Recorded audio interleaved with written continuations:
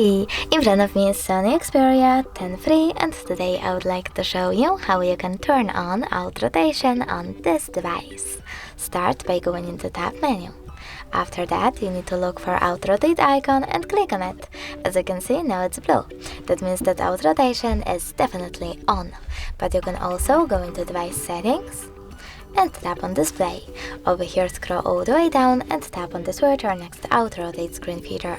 If the switcher is blue, that means the auto rotation is definitely on. Thanks so much for watching. If you enjoyed this video, leave a like, comment and don't forget to subscribe.